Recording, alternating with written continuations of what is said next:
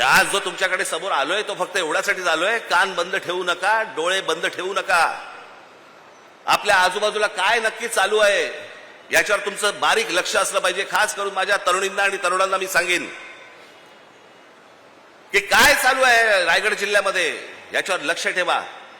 तुम्ही विकले जातात, तुमच्या पायाखालची जमीन निसटते आहे, उद्या तुमची भाषा पण निघून जाणार इकडनं.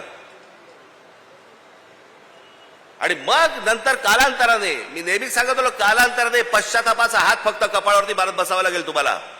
दुसरं तुमच्या हातामध्ये काही राहणार नाही. पैसे कमवले पाहिजे, पैसे प्रत्येकाने कमवले पाहिजेत. तुमच्या प्रत्येकाकडे पैसे आले पाहिजेत. तुमची कुटुंब उभी राहिली पाहिजेत. सगळ्या गोष्टी उभ्या राहिल्या आहेत. महाराष्ट्र विकून नाही.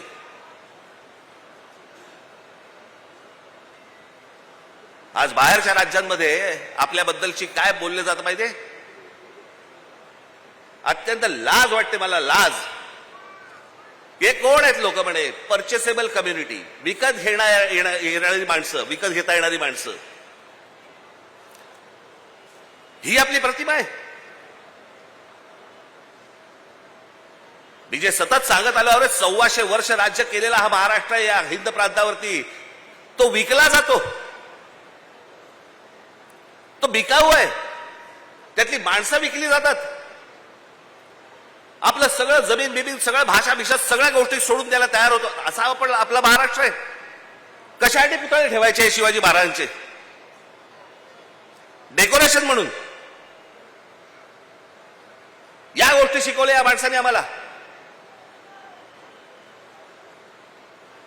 म्हणजे फारसी शब्द या महाराष्ट्रामध्ये असू नये याच्यासाठी स्वतःचा राजशब्द कोश काढणारा हा माणूस, ज्याने तुम्ही मराठीत बोललं पाहिजे म्हणून सांगितलं, त्या महाराष्ट्रामध्ये आम्ही आमची भाषा विसरतोय, आमच्या जमिनी घालवतोय, आमचं सत्व घालवतोय, आमचा स्वाभिमान घालवतोय. एक बाबासाहेब पुरंदरेचं एक फार छान वाक्य होतं, ज्यावेळेला स्वाभिमान शून्य माणसं ज्यावेळेला होतात ना, त्याला उरतात फक्त जिवंत प्रेत.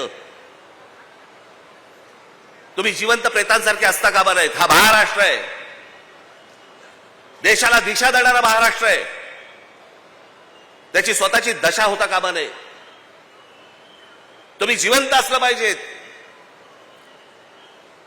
तुम्ही मोठे झाले पाहिजेत. पण महाराष्ट्र विकून नाही मोठे होता कामा तुम्ही. इतरांच्या आहारी जाऊन नुसत्या फक्त जमिनी देऊन टाकायच्या. दुसरे उद्योग येत आहेत, बाहेरची माणसं येत आहेत. इथे महाराष्ट्रावरती तुम्ही बोलत असता की बिहारांच्या विरोधात आणि उत्तर प्रदेशांच्या विरोधात. अहो, गुजरातमध्ये आता दोनदा झालं. दोनदा मी त्याशी म्हटलं ना, दोनदा बिहारांना हाकलून दिले. पहिल्या वेळेला 20,000 लोकांना हाकलून दिले. 20,000 लोक. कोणी ते आंदोलन केलं होतं? तो काय नाव त्याचं आमदार? अल्पेश ठाकूर. त्याने आंदोलन केलं गुजरातमध्ये. बातम्या नाहीत.